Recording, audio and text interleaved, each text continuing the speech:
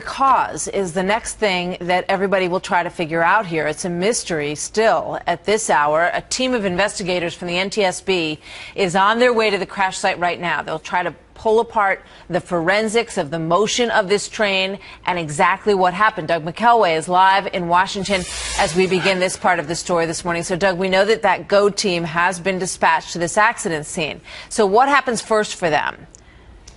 Two things, Martha. First, they've got to talk to the engineer. I have not seen any reports whether or not he is among the injured, but if he's capable of talking, they need to do that right away. He might be able to answer straight away what caused this crash. In addition, he'll have to take a drug test to see if he was under the influence of anything. Amtrak engineers are required to do random urinalysis. Another important factor, Amtrak locomotives are equipped with a dead man switch. And I've known this because I've actually ridden in the cab, the engineering cab of an Amtrak train on the Northeast Corridor. And if at any time the engineer takes his hand off that switch, the train will alert him. If he doesn't respond, if he's asleep, for example, the train kills power and comes to a stop. Investigators also need to examine the train's event recorder, much like a plane's black box. This will offer key information as to what caused the crash. The recorders will give them really good information about braking, throttle position, speed, other indications that they can get from those recorders will help them to ask the right questions and piece the information together. Investigators will be able to tell whether that train was overspeeding around that curve. I understand that the speed limit on that curve was about 50 miles per hour.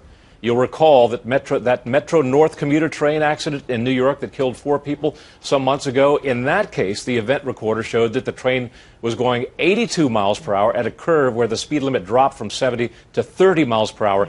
And in that case, the engineer basically admitted to falling asleep, Martha. So Congress has mandated, Doug, that the trains adopt something called positive control. What is that? In fact, positive control, Martha, is already in effect in Amtrak's Northeast Corridor, where this train was operating. Railroads elsewhere are struggling to meet a congressionally imposed deadline for this year. Positive train control is a form of control that automatically slows or brakes a train if it is exceeding the speed limit.